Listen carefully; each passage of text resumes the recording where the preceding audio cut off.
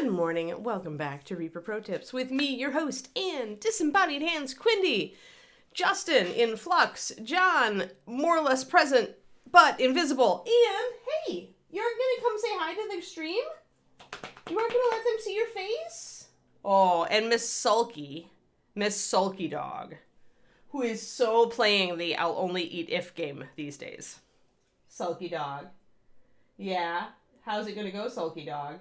So sulky. It's always such a challenge too, because you always are like, as a dog owner, you panic a little when they're not eating. But really what you need to do is ignore it, take the food away, and then they just they starve a little bit. It doesn't actually hurt them. We feel like it hurts them, but it doesn't. Yep. Fussing at John and Ron is a hobby that she is excellent at. Yes, absolutely. Alrighty, so here we are.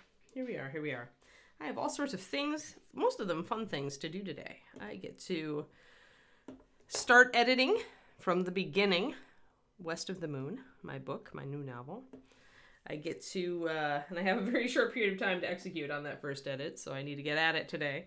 I need to edit videos for my Patreon so I can get my paint-along videos up. I have CrossFit, my second CrossFit class. I'm still sore from the first one, so we'll see how this goes. But then I have a long break because they aren't really doing the 4th of July. Everybody's got off, and then we're going to Seattle. Remember that, Quindy. I and everybody else, I am going to be driving to Seattle on the 6th, which is next week, Thursday. And the Tuesday is the 4th. Do we have Tuesday off, Quindy? Does Reaper have Tuesday off?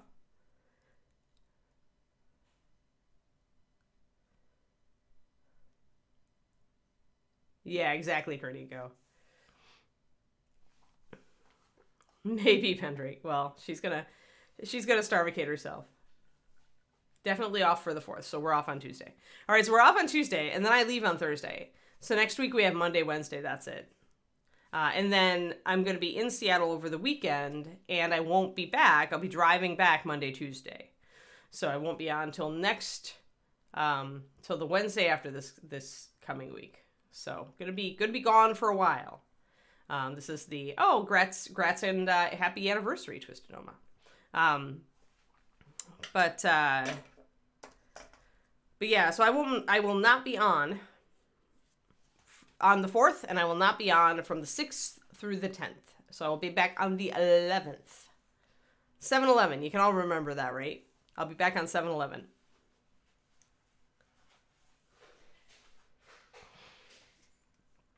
So yeah, so I will try to remember that to say again toward the end of the stream.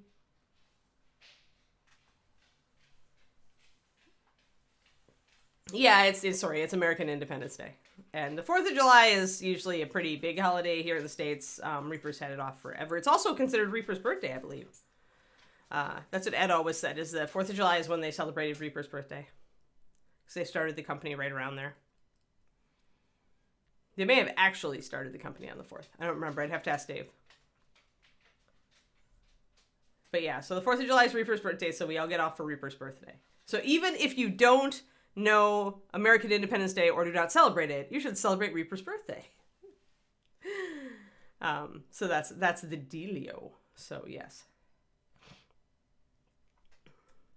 I will. Well, you'll be out. You'll be out. But have fun, Turgeon. You'll have a long time without an Ann. That's okay. Somewhere in there. Well, we'll see. We'll see when the edits get back.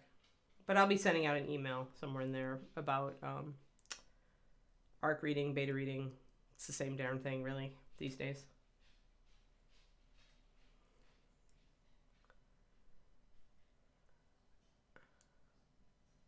Yeah. Yep. That be my schedule. Thanks, Quindy. Yeah, and then I'm pretty much on with no days off till ReaperCon. But I will be I'll be sending it via the email you originally sent to my Ann at AE Becker Rates email, Turgeon. So yeah. And I think, like, I will have to draw a line between my beta readers and my ARC team. I don't really want that many betas. Like, honestly, I find it... I like to have a couple of qualified beta people who, like, can catch errors that the editor didn't and who can draw my attention to other annoying things. And I pretty much have, like, if Richard emails me, Richard, if you're here, but then I'll have 5, and that's enough betas for me, I think. Keeping 3 of the betas that I used for East of the Sun, and then 2 new ones. But then after that, I do need ARC team people, which is, you know, you get a copy early in exchange for leaving your honest opinion on release day in Amazon or Barnes & Noble or Goodreads or whatever, or all of the above if you really feel like you're amazing that way. All right, so we're going to deal with leather today, and it's I originally did it as very dark brown, but more I'm looking at her, do I really want brown? This is definitely black, so we definitely have to work on the black on the shield. Let's do that.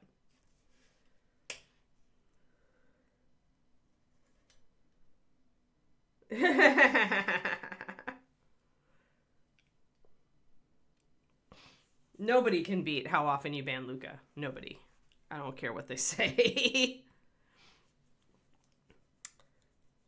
So we have a couple choices here for this black.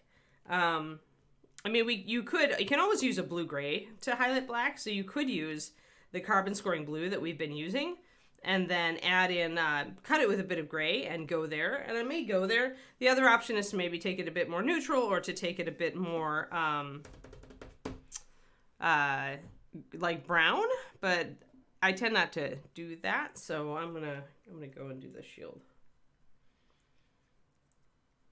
Thank goodness he's not reading it. Yes, exactly.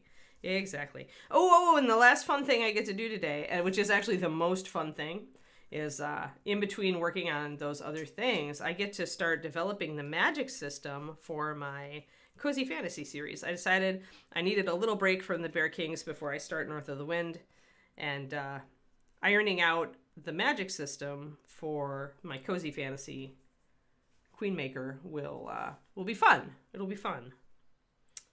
So that's what I think I'm gonna do today, in between other things. And there's a great resource out there, a book / website that gives you, you'd love this, Pendrake, because you like things that are systems. But it essentially gives you guidelines for developing magic systems, and it gives you parameters that magic systems do or do not fit into, based on existing, popular fiction and movies. I think I mentioned it before. Yes, I love Cozy Fantasy. Well, technically Bear Kings is very close to Cozy Fantasy. Yeah, there is some violence, but I try to keep the violence very understated. And even in, there is violence even in, Cozy Mysteries, right? It's just they keep it understated and they don't dwell on it too long, right? And usually it happens to people you don't like. Unless it has to happen to people you like to make a point or to make emotional impact. But yeah. What am I doing now? I'm just going to look up the name of that book. I have my cheat sheets for it, but it doesn't have the actual book. No, take me to my library. Take me to my library. Library. Oh, interesting. I have so many books that I've just kind of downloaded and not gone into as much as I could.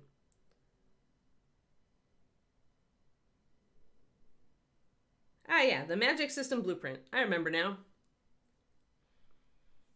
Yeah, it's really cool. It's really cool. It's very, if you like to, kind of freeform things, it's kind of but, yeah, exactly.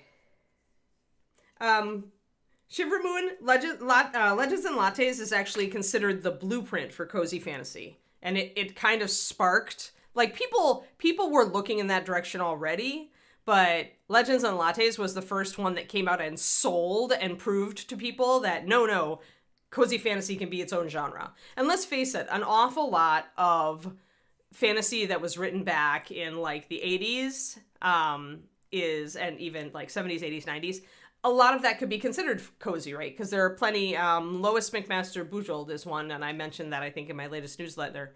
But her books are very the Xanth series. There's a lot. Terry Pratchett technically doesn't dwell on anything. Like there's so many like good past fantasy series that would count as cozy. But when you're looking really at like that. The cozy where you've got that comfort level too, and you've got that like the quirky characters. Actually, I think that Terry Pratchett fits really well into that. But Terry also has some real serious themes behind his work, which is a little heavier than what is considered like Legends and Lattes. It does have themes, but not quite as heavy as some of the Discworld themes. So yeah. Oh yeah. Yeah, absolutely. It's been around for ages, Kodiak, but nobody bothered to like separate it out and say cozy, unlike cozy mystery, which became a thing almost like as the world transitioned into modern mystery thriller, stuff like Agatha Christie and the English countryside, what they used to call, I forget what they used to call English country mysteries or the classical English mystery, as originally defined by Dorothy Sayers and Agatha Christie and others. That became labeled cozy, right? Cozy fantasy, because it's not about the violence or suspense. It's about the problem solving. So to write a cozy, you have to actually the suspense and the stakes entirely are based around the problems you need to solve. It's more of a puzzle book and less of an action book, right? Although there can be action in it, and Legends and Lattes does have some action. So obviously the lines can blur all over the place here. But yeah, when people now on like Book talk about cozy fantasy, Legends and Lattes is like, they're like, this is the blueprint. If you are looking to write a cozy fantasy, like this book is it. So yeah. Oh, that's very cozy though, Shadow Raven.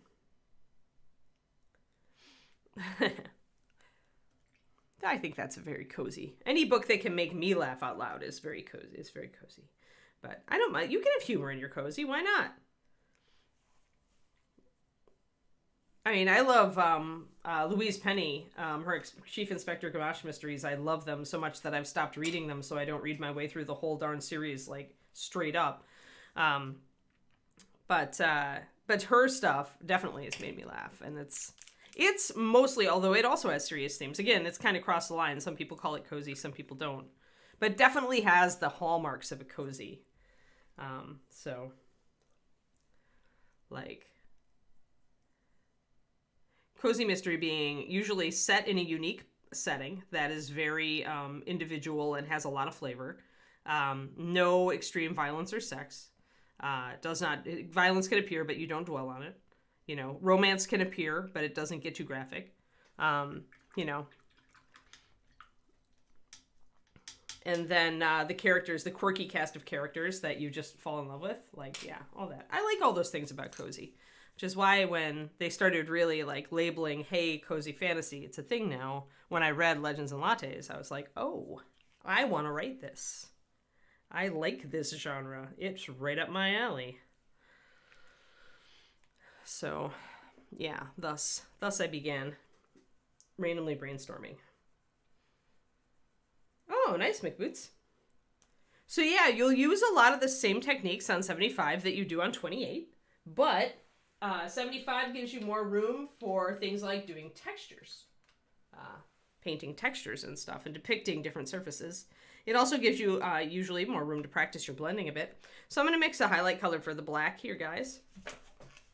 I'm going to use a little bit of our carbon scoring blue, about a 1-to-1 mix there. So that's 2-to-2. And then I am going to add a little bit of white to it as well. After I mix it up, I'm probably going to need it. But I think I'm going to mix it up first, do the first layer. Because when you're highlighting up from black, you need to keep it really close to black for the first layer, because it's really easy to see your brush marks. Oh yeah, we have links turned off on this stream. But it's cool. Yeah, I like painting. Obviously, my personal stream is painting big, so I like painting bigger models. So I hope you enjoy it, Boots. Hope you enjoy it.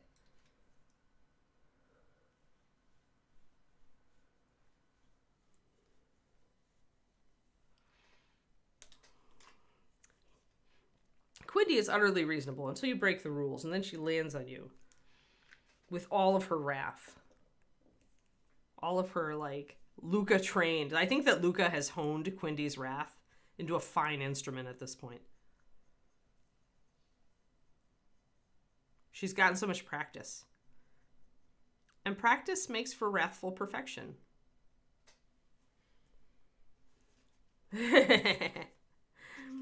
So there's my 2 and 2, my black plus my carbon scoring blue. That's actually pretty good. It's just a little bit lighter. I'm going to add some water to it, which is going to make it even more, it's going to bring it even closer to the black because it'll be a little transparent when it's put over the top of the black.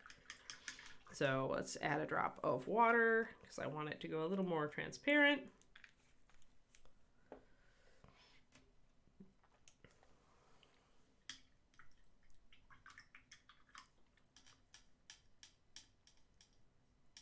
Yes, it's very sneaky of you, Quindy.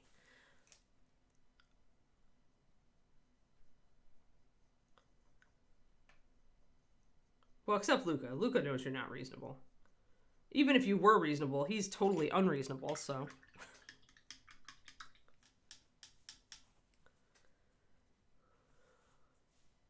I don't know. What? Reasonable? Or isn't that supposed to mean that you have reasons? You've got lots of reasons.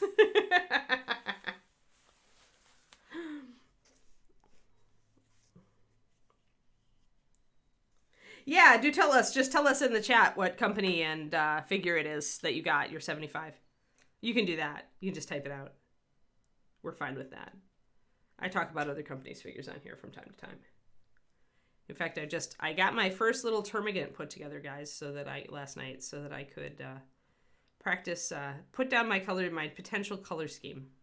And there is actually a Tyranid on the box side that has a color scheme that's very close to what I want to do. So we are just not close enough here. Let's get close. Close!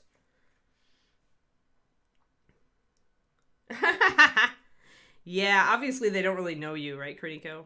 It just proves your coworkers are just kind of like sus. Too normal. They're what do they call it? When you're transferring your own faults onto others.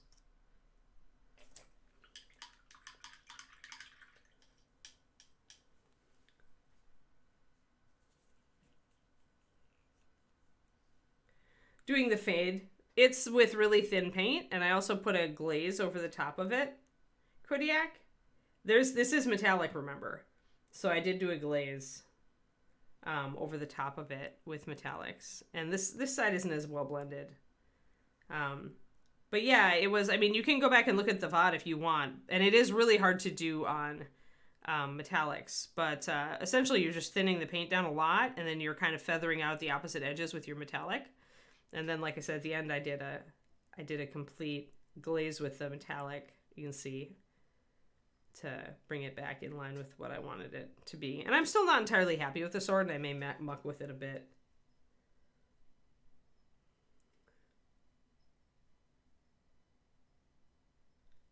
You fade both, Kodiak. Oh, you glaze them bright. You can see it. You can see the sheen of the metallic there, and how it overcomes the dark there. You never want to glaze with dark on metallics, unless you're gonna like make everything go a shade darker, like if you have an underside that you need to do. That would be really cool, Quindy, if you can.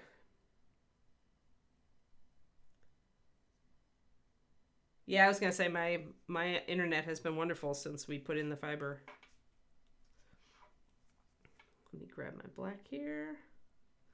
But yeah, so I come at it from one direction and then I come at it from the other direction, Kodiak, as far as the... I'm just going to bring in a starker black here and bring it up. And I'm going to have to thin down my black a little bit too.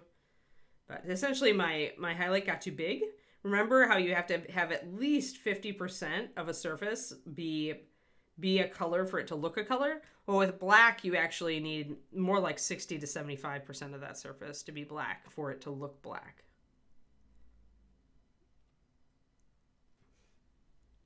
So I need to make that highlight go a little bit. Probably just a single hiccup there, Agent Marvel. That's just working on your blending and layering. You can get a decent NMM effect without having the blend. But it'll look better the better your blending gets. So what I would actually, and remember too, Kodiak, don't do this with metallics. Do NMM with it.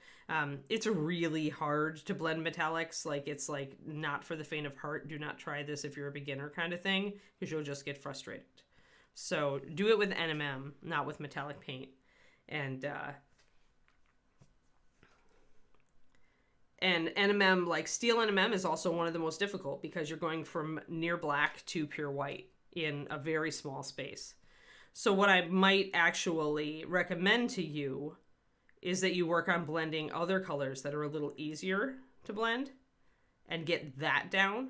And if you feel your blending is already good, then tackle NMM. But if you feel that your blending is kind of sus already, then I would, I forgot. I have to have a highlight that's shaped the shield way, like this. Okay, I totally did that wrong because I was distracted. That's okay, we'll fix it. So essentially we need a highlight that goes kind of like this, the same shape as the shield and slightly curved. All right, so we're gonna knock out this then.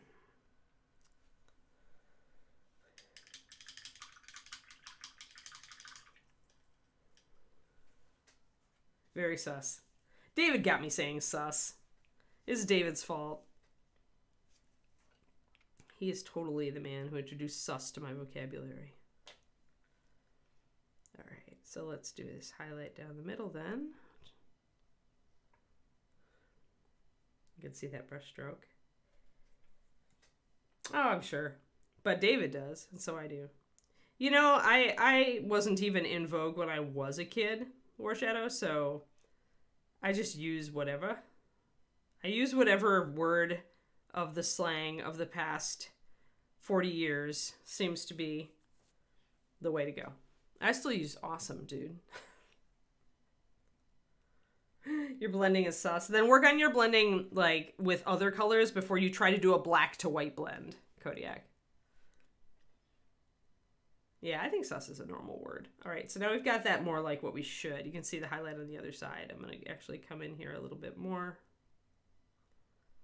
And again, I'm going to have to limit the size of this highlight to make it look black still. But I want to get the shape right, and then I can go back in. But yeah, doing a black to white fade, which is what NMM steel requires, is much harder. And it can be very, very frustrating. So if you're starting out and you want to do NMM, I would advise you don't try to get that perfect blend. Just try to get the highlights and shadows in the right place. And this sword is, like I said, I'm not super happy with it. Ideally, we do not have symmetrical shadows and highlights here. Ideally, they're slid a bit more, which is why I don't like the bottom side.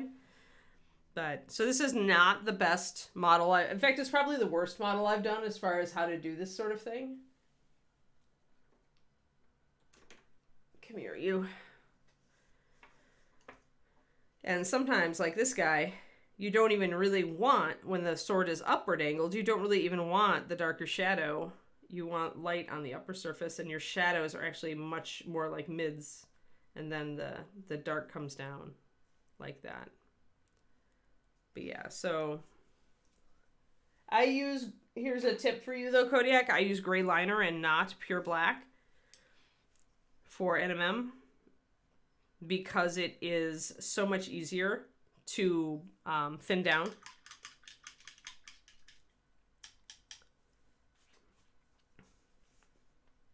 All right, now I need to get my black thinned a little bit more.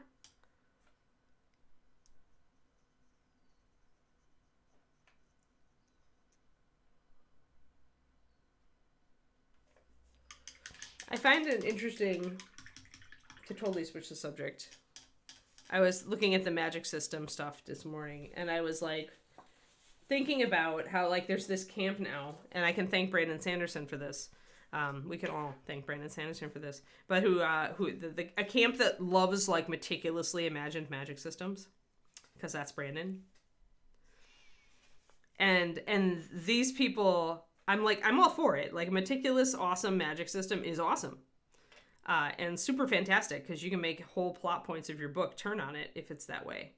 But at the same time, like, to have, like, an editor tell me that my magic system was not defined enough when I'm writing fairy tale fantasy. Yeah, thanks, Brandon.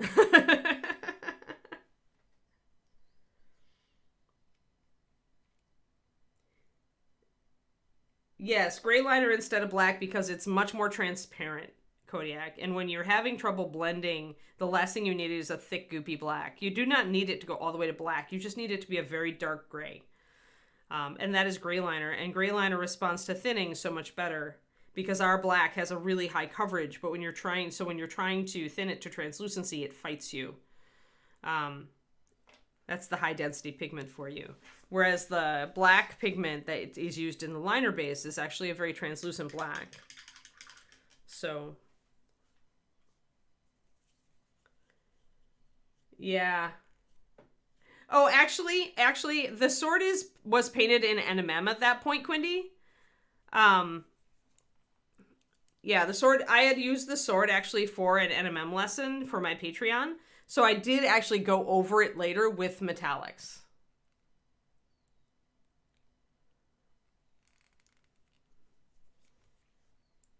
Yeah, so sorry for the confusion there. So I had just needed a model with a sword, and I had this one prepped for stream already, so I grabbed it and used it when I was doing my basics of NMM. And if you're on my Patreon, I did do that basics of NMM thing, Kodiak. If you haven't watched it, or I think I did it on video. Or fundamentals of NMM, I don't remember what I called it.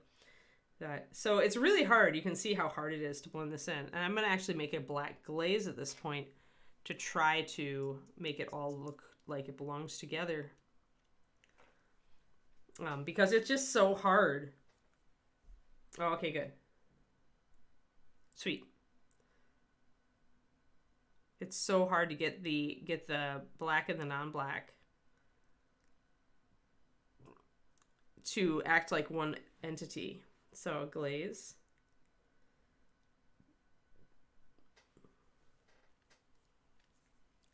Yeah, then the thing you're being challenged by is actually not the NMM principles, probably Kodiak, but the actual blending. And that you're just going to have to work on as you work on your everything else. It's one of those fundamentals things. And it doesn't matter. Honestly, with Steel NMM, I will give you one more tip, Kodiak. With Steel NMM, I most often wet blend to start with. Because, again, doing the white to black and black to white or dark gray to white is very difficult. And even for me, it's very time consuming. And so if you discover, if you are comfortable with wet blending, or if you've tried it with some success, you might consider that instead of layering. If you really feel like wet blending is an alien thing and you just never had success with it, then just learn layering.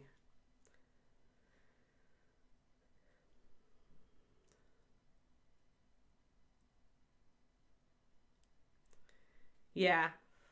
And you may get more mileage, Kodiak, over trying it on a bigger model like that orc that I showed. A bigger sword. Because trying to do it on a tiny sword before you've gotten really good at blending can be a real trial. Whereas when you're working on a big sword, you have a lot of room. And even, this is not like perfectly blended. You can see the brush strokes. But when you're back here, it looks fine. So aim for that first. And honestly, my darks need to get darker here. This is not nearly as dark as it should be. Yeah, it is. And that's why I'm like, pick up an orc like that and play with that. Or if you have some 75mm or 54mm models with bigger metal pieces, that would be a good one too.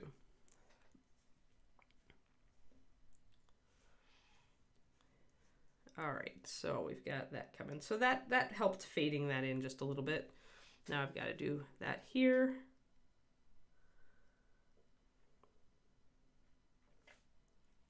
Now, I did mention that when you put freehand over an area, you don't really have to worry about how well blended it is underneath. And this is true, but I kind of have a point of pride here too, that I just don't want this to suck completely. So I am going to try to blend these things, even though they are very hard to blend. But yeah, highlighting black is a lot like the problems that we have with blue, because black is a transparent pigment, like blue is, even the high coverage versions technically.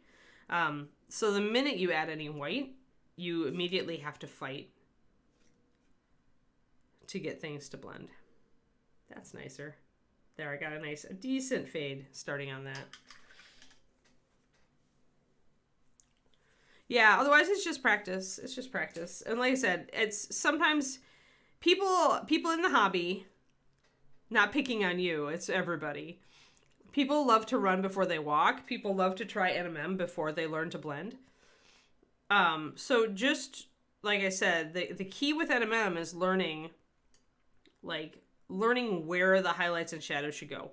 And if you nail that, your blending doesn't need to be perfect for it to look good. But if the blending is the problem, then yeah, you've got to drop out of your run, go back to your walk, and just work on your blending. And then you're going to be much happier with your NMM.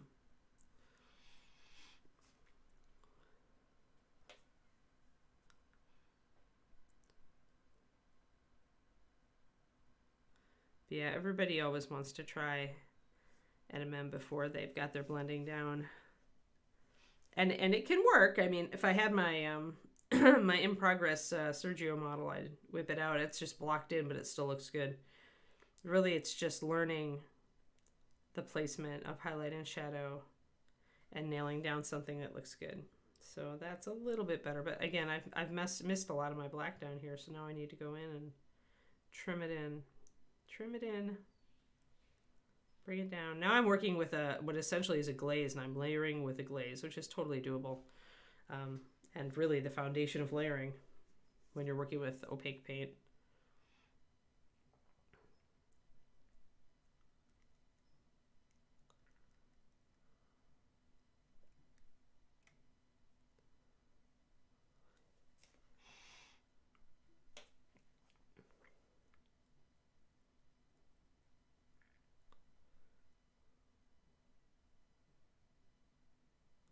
Anyway, with my Cozy Fantasy, I feel like I do need a defined magic system because, as I said, with Cozies, the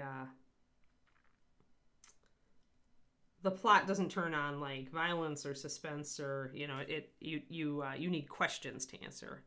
And in a fantasy, obviously, some of those questions can be about the nature of magic and how it works. So that's why I want to actually put the work in now that I've got this nice system to play with.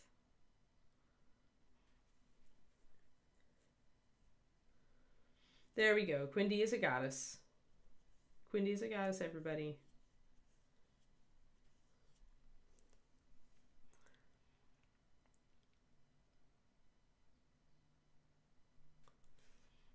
There. So I'm fading that in. And I'm not going to blow a lot more time on fading it in, but I'm going to. And the other reason to do the freehand over this in white, by the way, at this point, is that the white, even if my black looks more gray because I've got a lot of gray seeping through here, once I put white over the top, that dark gray is going to look black. It's going to look close enough. But I'm trimming it in anyway with my little glazing here.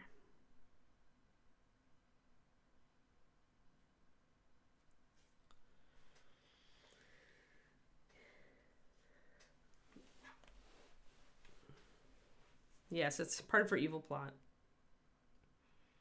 There's always an evil plot. Never fear.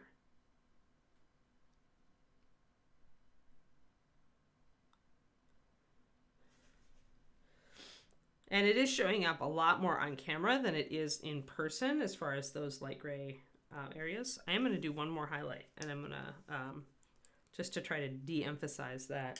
That's another thing you can do. When you put another highlight on, the eye's going to be drawn to that highlight and won't look as much at the other blend. So, the character starts being very terrible at magic, Pendrake. Or she's only good at like what they call the common magic. Common magic in this world is mending magic. So like servants use it. Think of this time frame, by the way, as kind of a little bit of a neo-Victorian like feeling city to start with.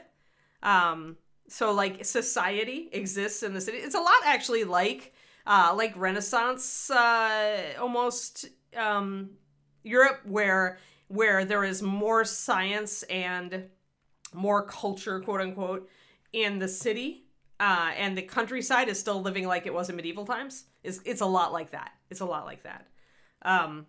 So this character, yeah, she's good at mending magic, at housewife magic is what they sometimes call it. But the court uses mind magic, which is illusion magic, and that's what she's always wanted to be good at, because she's actually was born to a noble family, but her parents died a while ago, so she's been struggling really with everything, because her parents also indebted her family, so she's like buried under debt, and she's about to lose her house, like the last, like she's managed to she's had to sell off everything that was all mortgaged, got confiscated, right? And so she's essentially on her last legs when she inherits a castle from her extremely eccentric aunt, only to find that it is the world's biggest fixer-upper project. But yes. So I've kind of got the way magic works in this world is it appears to be different types of magic, and everyone in the world thinks it is different types of magic. Whether it is, or whether it's just the way that magic functions on particular things. That's the question, right? That's why I have to kind of lay it out. But yeah, the whole, as you know, Bob, the whole having a character, I forget what it's called, but it is an actual literary device where you have a character who's ignorant. It's the origin story of every, like, character that gets sucked into a magical world ever. Like, I think they call those secondary world fantasy. And technically I'm writing one, although mine is different. The Bear Kings is a bit different. But yeah. All right, I'm going to build this highlight. But yeah, so I'm looking at things like, this is a really cool system because it has things like, it assigns things to a magic system like consistency, and consistency is the extent to which the magic system can deviate from its defined settings. Because, you know, it's magic, right? Sometimes it might go like wild magic in worlds where wild magic exists. That means it's got probably a low consistency. And then you define ease of use. How easy and intuitive is it to use the magic safely and effectively? You know, there's another cool one. Prevalence, the abundance or absence of magic in the world. And then obviously source, where the magic comes from, how much is present, and whether it can run out. And then transference, how readily the magic can be picked up and taken away or shifted around. Can you move magic or can you not move it, right? And then, of course, it goes into the stuff some of us probably are more familiar with, right? Hard magic is magic that can be thoroughly explained and understood. Brandon Sanderson writes hard magic systems. And soft magic is magic that is mysterious, hidden, and unknown. Lord of the Rings is soft magic. And to some extent, Harry Potter is soft magic. And Rowling has taken a lot of criticism over her magic system, because a lot of people are like, it doesn't make sense. And I'm like, it doesn't have to.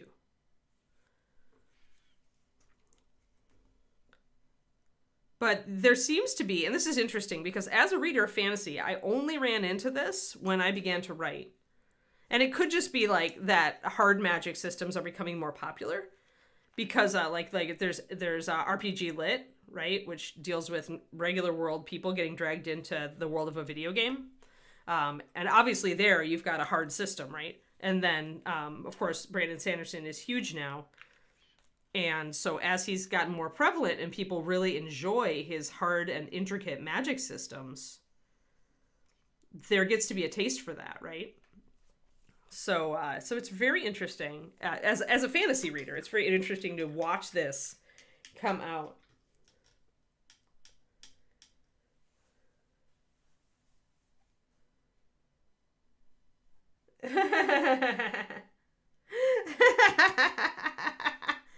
No, this book has not been written yet, but I need to figure out its magic system before I write it. Seriously. But yes, but now you know what my cozy fantasy is. At least book 1 is about.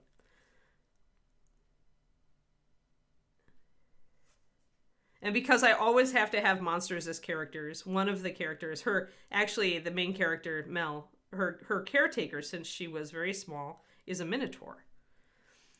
Which in this world, human-animal hybrids are a kind of a leftover of the Great War that happened a while ago. Because there's a third type of magic, a magic that's banned, and that is life magic, that lets you directly impact the life force of another being, including changing it or combining it, things like that. So that's all very much banned because there was a big war with these life mages, and the current nation won. And that's why illusion magic, which although is very... illusion magic is endorsed because it's mind magic. And considered harmless. Considered. Of course, there's always a ban for, against using magic to bring any harm to anyone. So even with mind magic, obviously you could do some nasty things, but it's all... No one civilized would do that. And there is punishment in place for it if it is discovered. So... But yeah, so all of the monster people, all of the monster human or animal human or animal monster, like griffins, hybrids, are functions of that old life war. They're leftovers.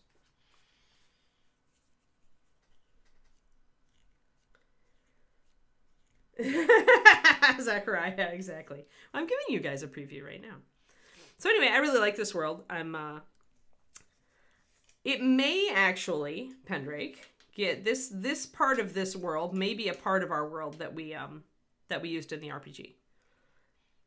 The Port Abandon world. Because although we did D&D with that, like you could adapt this kind of system to that. So Port Abandon may eventually make it into books, but it may be slightly shifted from what we actually played. At least as far as the actual system goes. There we go. So we've got more of a nice, a brighter highlight here now. I'm still going to have to fade that in a bit.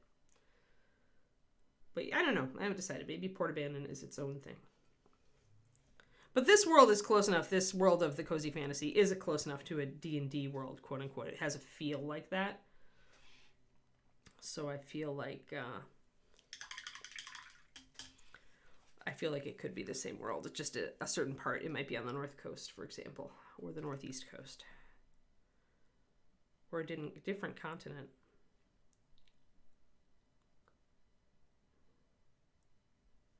It all depends on how much I want to even hint or talk about other nations, because this book very much deals with just this one area. Okay, so that looks nice. Took a while, as you can see. It took a while. Yeah, books sit in my head for a long time. I'm one of those very thinky writers. I sit there and I mull. And then at some point, a bunch of specifics tumble into my head. I always joke there's this trapdoor in my head. When I open the trapdoor, ideas tumble out. and so I keep the trapdoor closed a lot. Because otherwise I would have far more ideas distracting me than I could deal with. But this one, a bunch of ideas for this tumbled out a while ago, so it actually got its first mind map this series. So I actually have key points, and now I want to flesh it out a little more. Because with me, it takes a while for my brain to get everything put together in a story. Enough for me to write it. I found this out because one nano project from a couple years ago, I thought I had enough, but I didn't. And it showed when I got to the finale and I had to make things happen, and I was like, oh crap, I didn't define this enough, and I didn't do that, and this isn't going to have any impact because of it. And so it was a good learning book. It may get rewritten at some point and put out. It's an urban fantasy.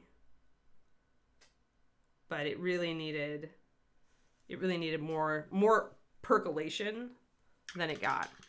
So I've learned from that. And it was a shame too, because that book wrote itself till I hit the end, 75,000 words or so, and I just wrote it. I wrote it in a month, a month plus a few days. But But yeah, so I don't want that to happen to this one because I really like this concept, and I want to make sure that when I write this first book, it's good and I can go into the second and third book, with a firm foundation under me. All right, so we've got that black. I'm really still back up here wondering if I really want to go brown or if I just want to go black with these. I think I'm gonna black out the boots anyway. Or, maybe I had her leggings be black. That's right. Her leggings are black and the boots are dark brown. Got it. All right, so we'll put that in.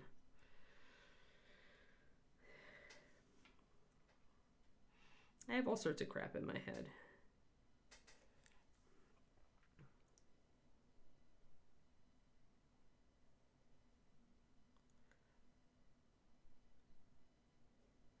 But yeah, the cozy fantasy books will be fun because it's cozy fantasy. They're going to be shorter than Bear King's books. And I'm not going to have to juggle as much continuity for them.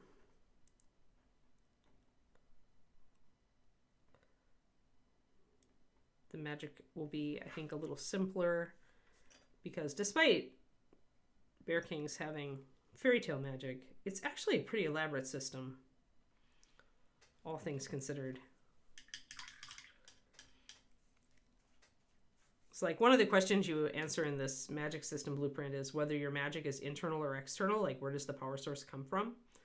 And the answer with Bear Kings is that both, because creatures have innate magic. Creatures and humans do have an innate magic, but there's also an external source of it, which is not uncommon in fantasy. Oh no, early meeting. Yuck. Yeah, exactly, Shiver. Yeah. Well, and that was the same with one of my editors too. Is like she obviously felt that in young adult the preference was to, because she was looking at it genre wise, and it was her opinion that that readers would want more of a structure. And I'm like, but I'm thinking to myself, well, okay, I do have a structure for this magic, even though it looks very fairy tale at first glance, which is what I wanted. I wanted it to feel that way. But I mean, there are rules that define it. There is a source of it, and it's just it's complex because that's what magic in this world is drawn to. And the problem is that in the first and second book, you only get a little taste of the magic, and you start learning the rules, but you won't know all about Bear King's world magic until like I'm at a much farther book than we are right now.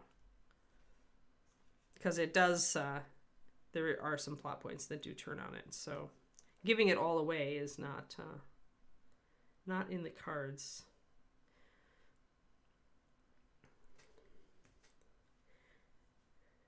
And it's really a kind of a challenge to try to make the magic, like keep the magic consistent with everything and figure out how and why it works when you're still trying to keep that fairy tale feel.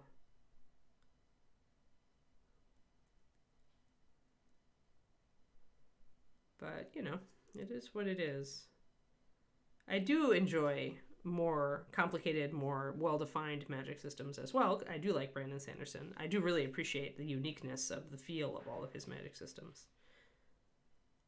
Especially since he says it's all the same magic system in the end for the Cosmere.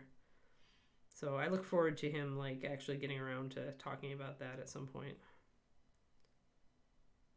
But so we're just going to bring in that black highlight underneath those knee pads.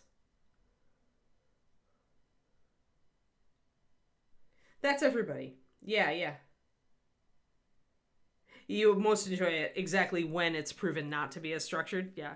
Well, a good writer though is going to keep that loophole open, right? Yeah. I enjoy learning the rules of the magic system along with the main character. That's one of the things I like about Brandon's books a lot. I do enjoy like learning, how does magic work in this world. But I also, like you, I most like it when the character is able to kind of turn it and go, oopsie daisy, look it, you can also do it this way. You know, and it makes sense. You know, that's a big reward too. So I get what you're talking about. Alrighty. Just a little bit of highlight there. It's just enough to bring out that the legs actually exist. And I did not define what color the straps were on this armor up here. And I'm sitting there staring at gray. And that means I need some blue. I think I'm going to make it blue. Need more blue. But yeah, I mean, everybody's got a preference, like, for whether they seem to... Some people have really strong opinions about whether they like a structured or not structured magic system. It's just interesting to me to see the kind of the camps drawn up on either side. I just enjoy magic, so for me, if the system is well done and interesting and feels cool and you can do neat stuff with it, I'm all in. Hi there, little Kiki. Are you ready to come and say hi? Are you going to come and say hi, or are you just going to fall over? You're just going to fall over. Secret Kiki.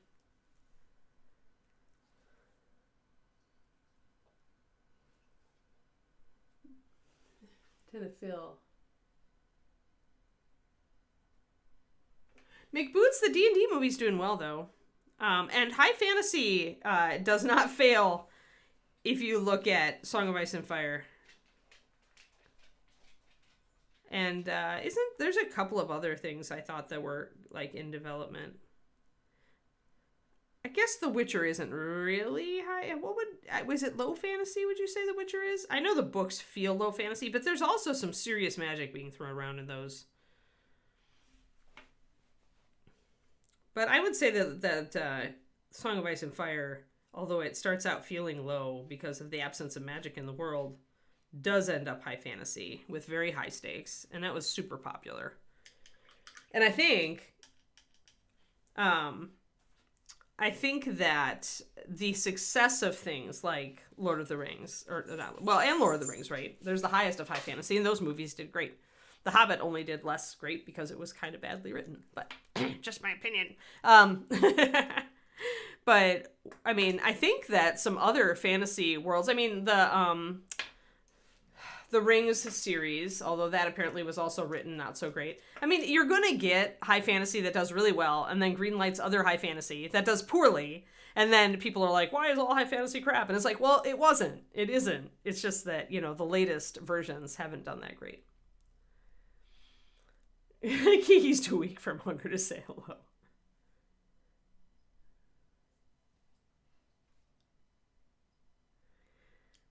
So, the thing is, Kerniko, when I put her food in her bowl, she won't eat her kibble. But when I put the kibble in a toy, she will eat the kibble. This is how I know it's not actually like feeling bad stomach or anything. It's actually the I'll only eat if game.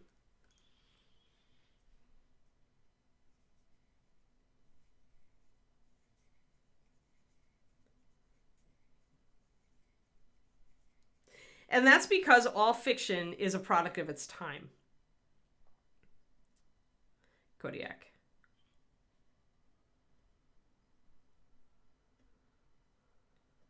Yeah, if that was Siri, I suppose. Or it could have been, what's her name, too? Yennefer.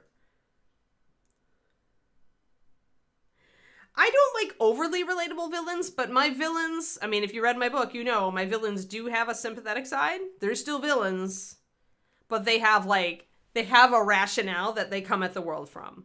I think that a good villain has to have that. I think that a pure evil villain, you gotta have something there. They at least have to have a reason for what they're doing, Kodiak.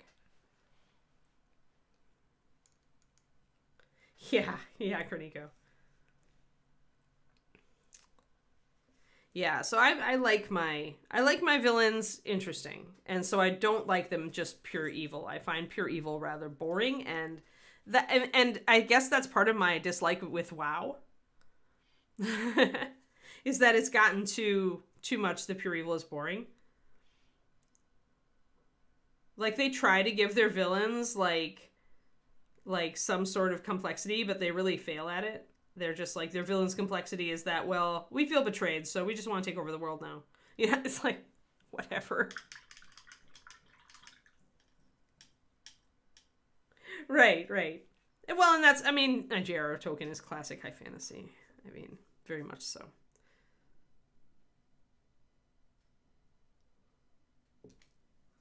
I'm going to shade up this blue a little bit. There.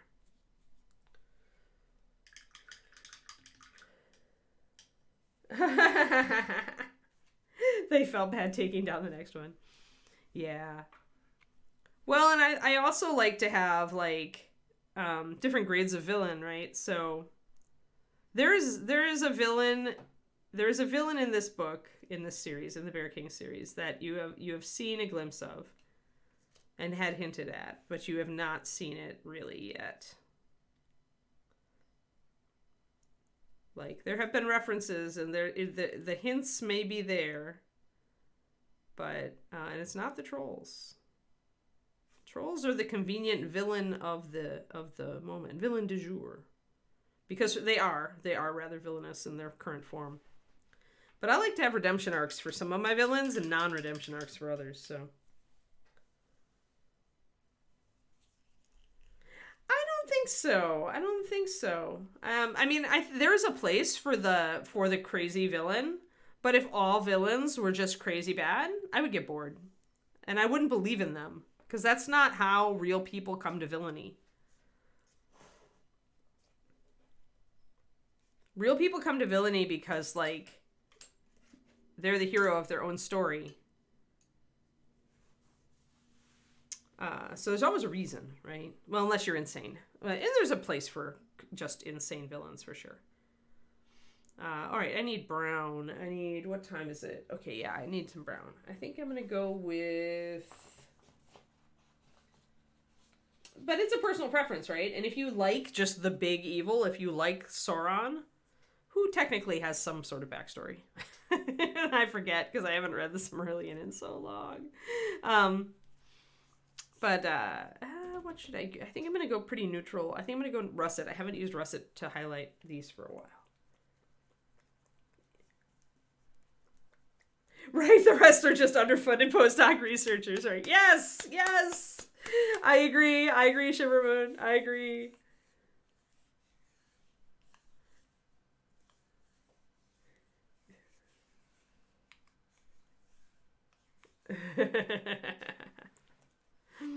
Yes. There's a place for murder hoboing as well. But yeah, no, everybody's got their preference, right? I mean, this is why there are so many writers writing so many different kinds of stories, and they will all, like, and their books will sell, all of them, to different people, because especially today, with so many stories and so many writers and so many movies and so many everythings, you can find that one thing that really lights you up somewhere, right? It's out there. Somebody's writing it or has written it. There is somebody out there writing or creating a video game or shooting a movie who has the same sort of taste as you do. So no matter how weird your taste may be compared to the people around you, you can find it if you look for it. And that's the great thing about creativity today.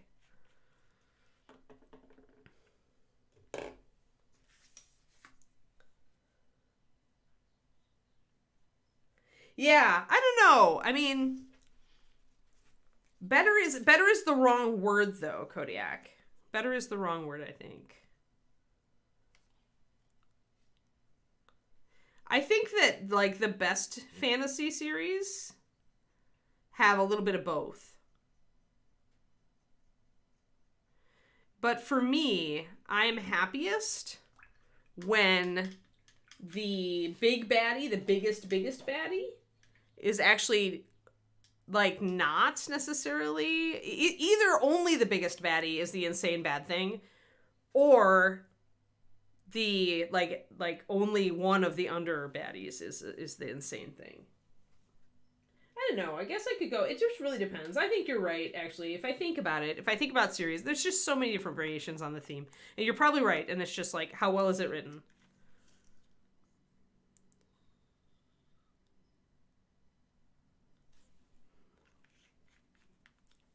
I'm going to throw some desert sand into this drift, or into this russet brown, to make a lighter, pretty kind of cappuccino brown. Don't see a lot of well-written villains. Yeah, it's hard, that's why. Hard to write a good baddie.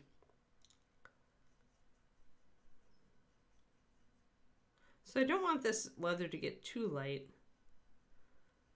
There, that's better. It's about as high as I want to go.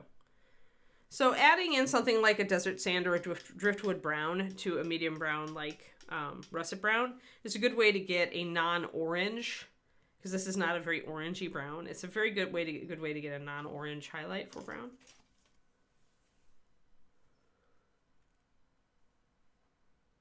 Sweet. But yeah, villains are challenging because, like, probably because people, you know, they want so much from them, right? And it can be hard to, like, it can be hard to write well a evil villain without making them the mustache twirling muhahaha type of villain, which everybody's just kind of finds comical. Like, you've got to make your villain your evil villain evil, but also like dead serious evil.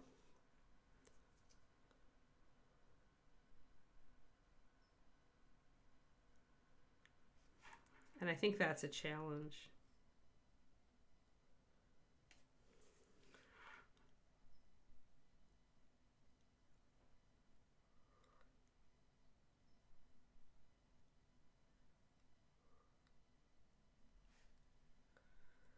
So just a little bit of that first brown highlight, that russet brown on top of the boots here.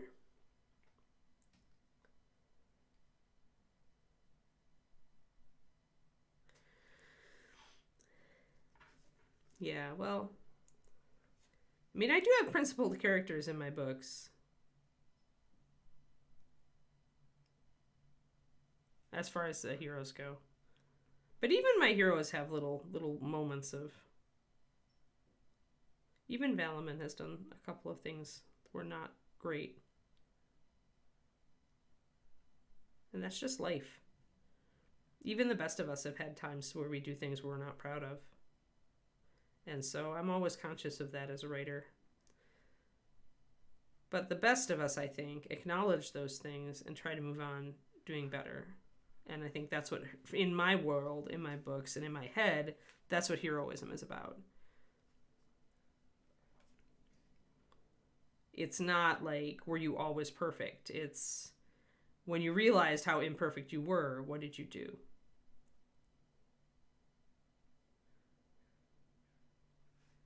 Do a little bit of highlighting down there.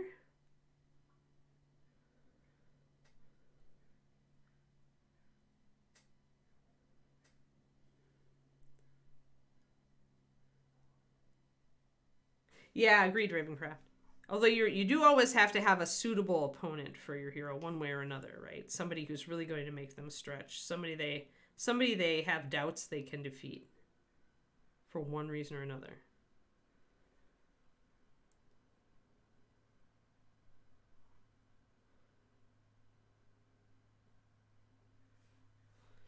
So we've got that. And obviously this has come up a lot. So now we need glaze.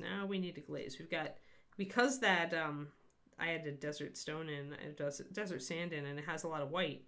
So my boot has essentially, it's just like that same problem highlighting up from black, where suddenly we can see the highlights too much. So I'm going to grab my russet brown, and I'm going to build a glaze with it. I'm going to glaze the whole boot. Yeah, that was me when I was younger, Dabber. Like, I found that I had a real trouble, like, with villains, because, and I tended to just revert to, like, the villains that were simple and just evil for that reason. Because I had a hard time, but as I got older, and I got more experience with the fact of how different people are, and how people, even when they're frustrating and doing, like, the worst possible thing in your mind, are still doing the best possible thing in their own mind. The more experience I got with that, the better able I was to write villains. Because I just had to find the angle. Like, what's the angle? Why are they doing it? There's always a reason.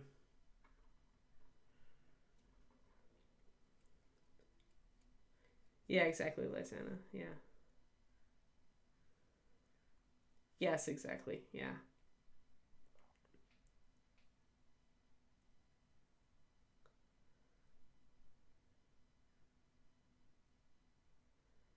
Yep, yep. Yeah, so it became easier. So now look at the difference here that one glaze makes. We've shifted it very much toward brown now. Everything is blending in a lot better. But just that one glaze, like that, just that one layer of this is all it took to go from here to here. You see that stark difference? And this is a heavy glaze, obviously. It's not just colored water. You can see it's almost a wash. But that's how much it can affect things. Base color on the boot was black and brown or walnut. Like you can see it up here. It's actually a brown, but it's a very dark brown. Might have used walnut. Can't remember if it was walnut or blackened.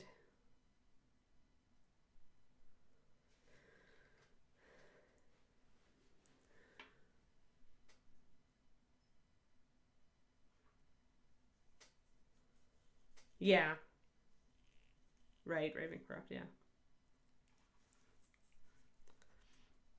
Yeah, it's interesting. Building villains is interesting. And I need to do a little bit more highlight on the other boot before I do the glaze. Yeah, exactly. Yeah, that's what it needed, Raven. It needed to get that separation degree, so that's... And I needed it to blend in, so it was 2 birds with 1 stone, which is always gratifying. But yeah. It's really cool now that, like, I can't even tell you guys, like, how long. I mean, it's been over a decade. I've had the East of the Sun and West of the Moon sitting on my head as a writer. And now they're finally out, right? Like, West of the Moon is done. Like, all I need to do is edit it and get it in better shape. And then get it out into the world. And just having those suckers off of my head and knowing that I can just go out and write whatever I want right now. Like, oh my gosh, it's so freeing. It's just exciting. I'm excited because now begins the next stage of my development as a writer, where I've learned a lot from those 2 books, a ton. And I have some very interesting ideas about how my process is going to change just in, like, starting a book going forward. It's going to be different. It's just like in mini painting. Like you do a thing and it changes. Maybe you take a class or you know, and it just changes the way you look at a thing. And you end up going, oh, I'm never going to start a miniature that way again. Or I'm going to always do this from now on. Or this whole thing opened my eyes big time to how I could do this. You know, it's the same thing with writing. It's the same thing with any creative endeavor where you're just like, when you're learning, even if you're at a high level in learning, there can still be that thing that turns your head all the way around and you just go, wow, like that's a game changer, right?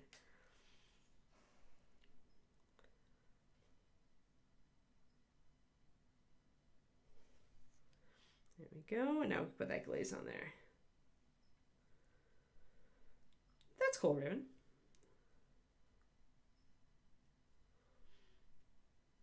Yeah, writing is good. It's good for your brain when you've got issues. I know I write when I need to get stuff out. I journal a lot, but I do love to write fiction, and I've always intended to publish it one way or another. So to now be on that road finally at this stage of my life, I'm glad I went now. I'm glad I got it now. I'm glad I didn't wait.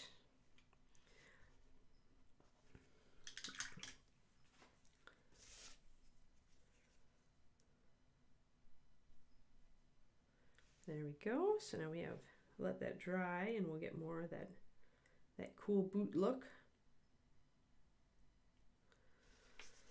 But yeah, it's good. Writing is good.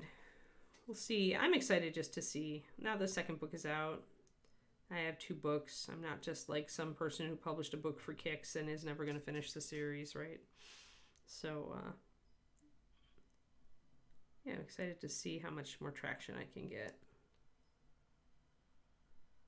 And then as I start writing book 3.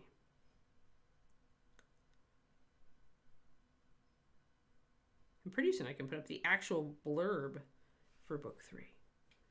Like the back of the book blurb, which I already have written. It's just been sitting on it, waiting.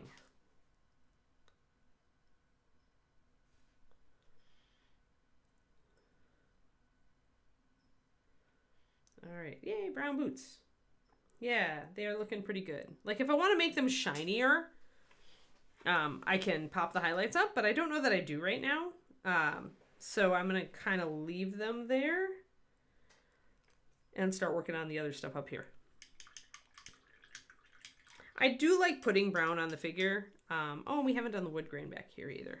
We can just leave the back of the shield painted. It has got, you know, the hand against it, but if we want to, we can suggest a very light wood grain back here. So I think I'm going to do that. I might do that before, because I can always remix these colors for the leather later. And I don't want to remix all this black stuff. So let's do that. Let's grab a little. Now with these, we don't want to blend, right? We want these brush strokes to stand out. So I'm going to kind of define.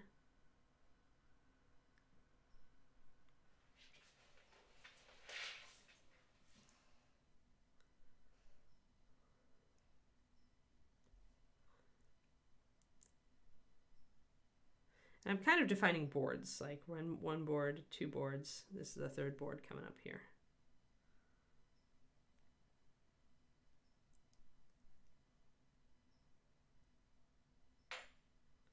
Bury it back there. We don't have a ton of room here, but we can do something there.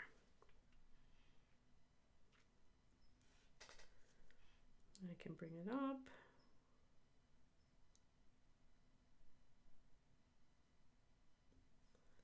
And I want to kind of keep it streaky to suggest the grain. With wet, you have to darken down, and then you have to like really bring in spot highlights. So I'd have to paint the bottom of the boot. I probably would want to put a glaze of dark color, maybe a blue over it, and then bring up the highlights to white. It's very difficult, Raven. I probably wouldn't do it on a 28 because it's hard to get that feel, maybe on a 54 or 72. But yeah, you want to, because remember when leather gets wet, it gets dark, right? Unless it's really polished leather, but this is not reading that way. So you first want to darken it down, usually with a dark and maybe complementary glaze. In this case, I would use probably a blue, like blue liner, and then I would hit the highlights, really spot highlights. But if you have a bigger model, you can actually suggest like water droplets on the boots with it's a lot of work, but you can do it. It's all doable. It's just, you know, is it within your level and your grasp? And are you willing to spend the time to figure out how to do it?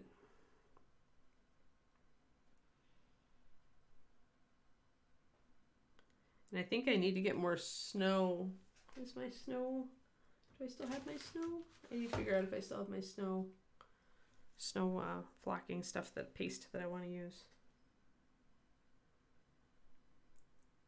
Yeah, well, it's because, I mean, if I throw more highlight on them, they will start to look like shiny leather. And shiny leather, you know, doesn't look like the same kind of soft, worn, suede leather. So that's what you're kind of interpreting, I think.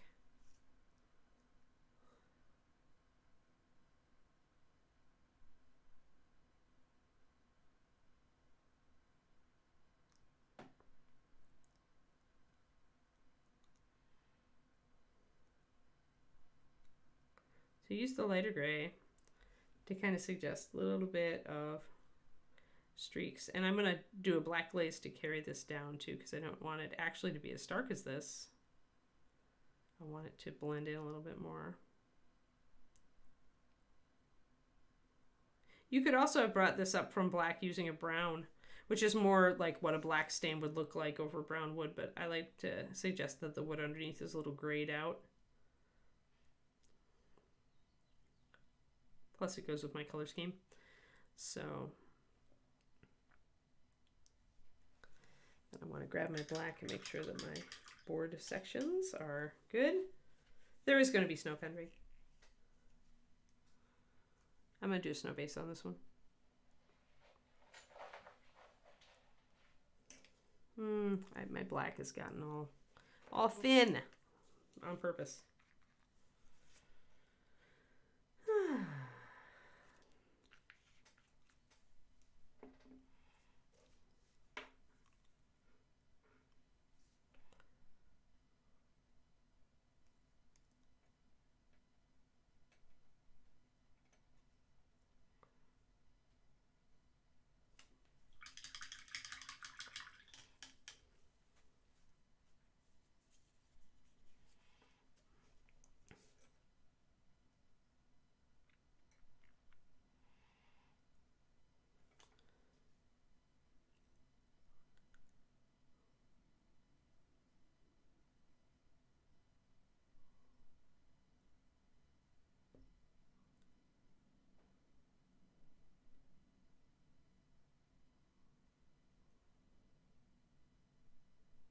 There, so some pure black just to reinforce those lines between. I'm gonna do a black glaze. Oh, I'm just probably gonna do it super, super easy though, Richard. Hey, and remember to email me. I checked my author email, Richard, and I didn't see an email, but if you want to beta read for me, drop me an email, because otherwise I don't have any way to contact you.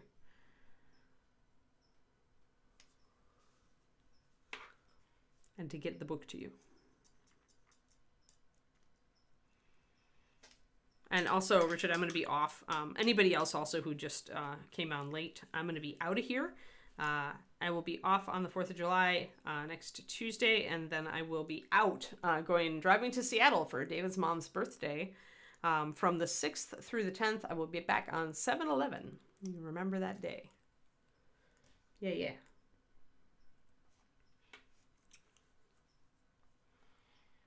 I want to thin down my black a lot, and then I'll put a glaze over these the wood grain appearance. But just a little bit of texture helps a lot. You guys can see.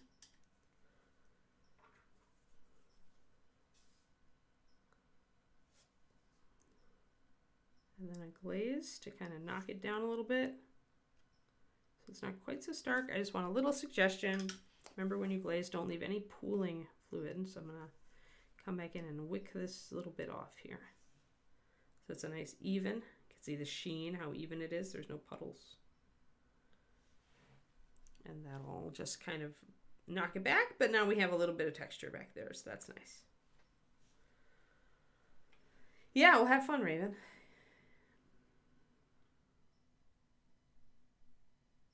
Nice. Yep. So yeah, I will be out. But I'll be here. I'll be here tomorrow, and I will be here Monday and Wednesday. So Friday, Monday, Wednesday. Monday, Wednesday, Friday. I will be here. Doing stuff. Painting things. And then I'll be scampering about. All right, that actually looks pretty good. What do we got? Oh, and it's time. Okay. Yes, ReaperCon is Labor Day weekend in Denton, Texas, the hometown of Reaper Miniatures.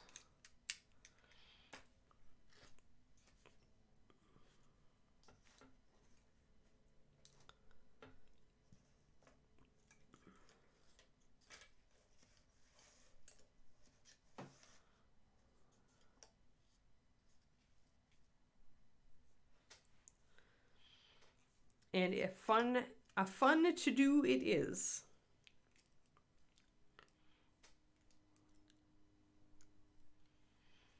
I'm just going to glance around and make sure I've got everything set so we can figure out our heraldry next time. Do more leather. Let me actually use this time to... Where is her card? I don't know if I had a card for this one. I remembered how I did the skin. I don't see that she had a card. Let me just check on my shelf real quick.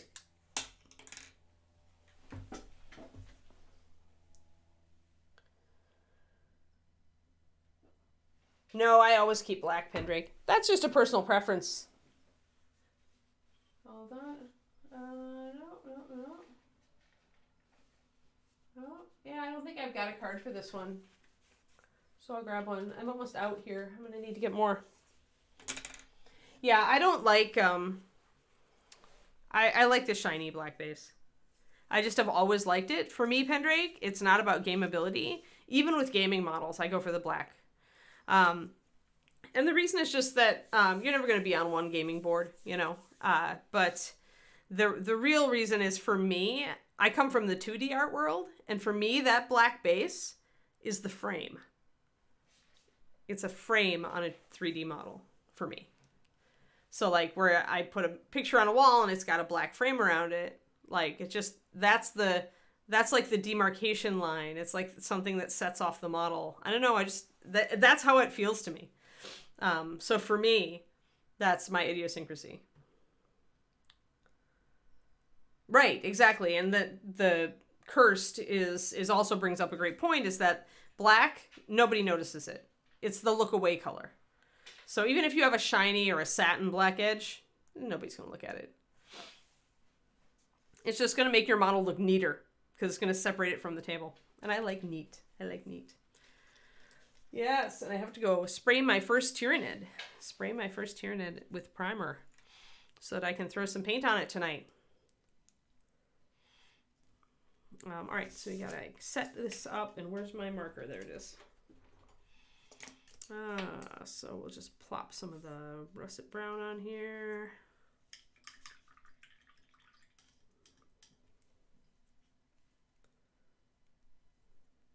Yes, Hyper Bunny. Yep. Yeah, because white does, right? Yeah. So that's, unless you've got them on an integrated snow base, then I bet you'd get away with it. Oh, your Leviathan shows up then? Yeah, mine came yesterday, finally, Zachariah. Just a Termagant, to test my color scheme, Pendrake, to get my color scheme figured out. Yeah, you like the Goblin Green. Well, did you know that, yeah. That's, I was going to say promo. You realize that Reaper MSP Meadow Green is Goblin Green. And that's the reason it was brought back, is because Bobby Jackson paints all his base rims that way. And didn't have Goblin Green anymore and wanted Meadow Green back. So that's the story.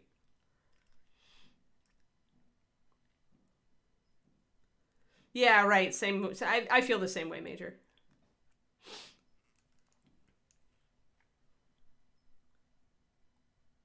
Yeah.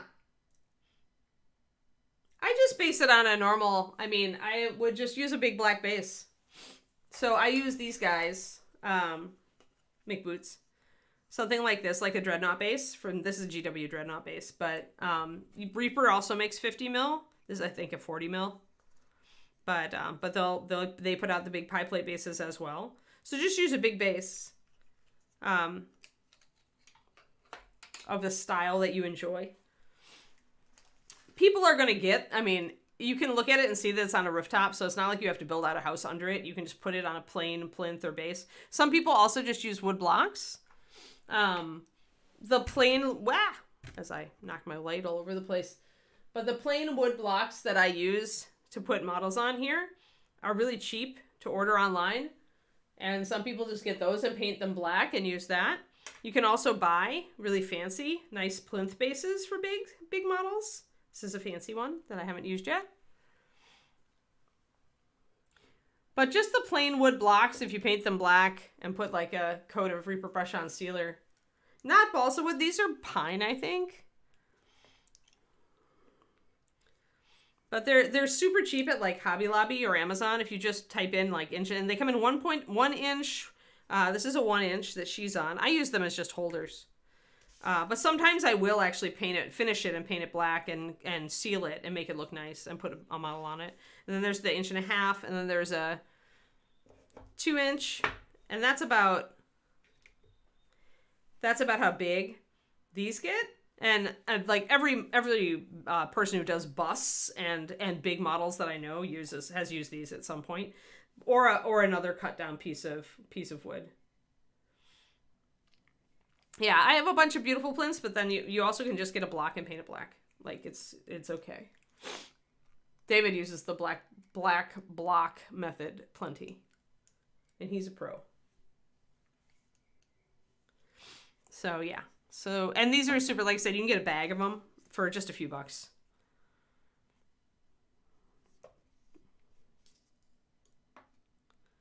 But yeah, like when this lady, if I finish her and put her on a base, I'm just going to essentially have a slanted base that she's just stuck on, because that's just the way she is. Or I'll give her a stem and stick her on, you know, a base like this. Busts are done different ways. But this guy here, he's not on his final base yet. But Anubis here, I've got a block that's about this wide, but bigger so that his whole base fits on it. I've got a block like this that I'm just going to sand down a bit until it's nice and stain and just put him on so that he'll just have something to sit on so that I can hold him. So really doesn't have to be fancy. Thanks. Yeah, I like the Anubis a lot. He's almost done. He just needs to work on his base.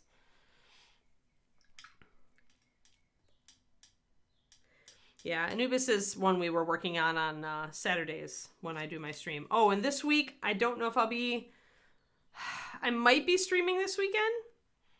I kind of feel like I will be. I still need to finish the wood base, the parquet wood floor on her. And I've got Tyranids. So I think... But we're taking Kiki to the ocean too. I think that's Saturday morning. You know, you can make some money that way, Major. If you've got a good woodworking store, which gives you nice cuts of wood, and you can, you know, if you've got a lathe, especially, like if you can do the round ones. But yeah, if you enjoy the wood stuff, like just learn the basic sizes that people want, and you can sell plinths. We're always looking for another plinth. As miniature painters, like me and David, as people who paint busts and big models, we are always looking for nice plinths. Always.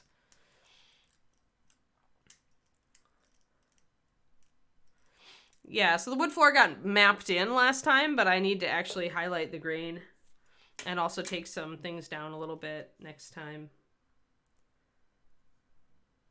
But yeah, so I need to separate out the little things, and yeah. Got a lot to do on it, but this was just the setup. The wood blocks are 1 inch, 1.5 inch, and 2 inch. Oh, base sizes 40. I think it's 40, 50, 60. I don't know if people do 70. Yeah, the danger with a base like this, and I'm going to take it off the block eventually, of course. But the danger with a base like this is you've got to keep it understated enough that it doesn't distract from the model. So I'm going to have to watch that as I come in and add more texture. I'm going to have to make sure I probably glaze over it at the end to take it down a bit, but we'll see. That be the thing. So yeah, so I may or may not, if we get back from the ocean with the Keeks, I may or may not want to stream.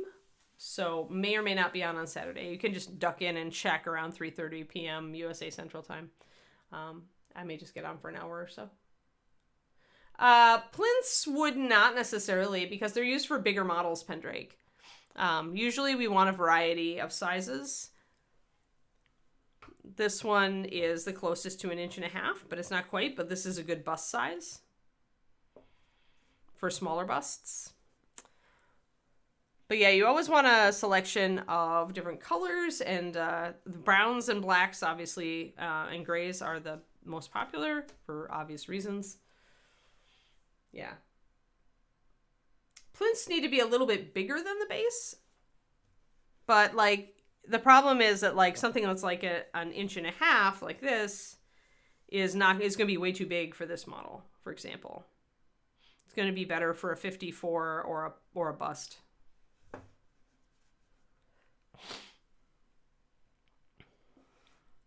But yeah, if you can put together a beautiful plinth, like and of course the little cork feet, you know, then you can probably make it into a decent part-time job, at least, depending. The hardest part is just going to get word out and getting the word out about what you're doing, and getting like examples of your plinths in other people's hands. Like I really like this is a very nice plinth. This is probably one of the nicest plinths I own. It was not expensive though. Nowadays, this is rosewood, Bolivian rosewood. So nice woods with nice stains are always marketable. All right, I am going to let you guys go. Oh, wait, I need to put down my other color. We got distracted. We do that, don't we?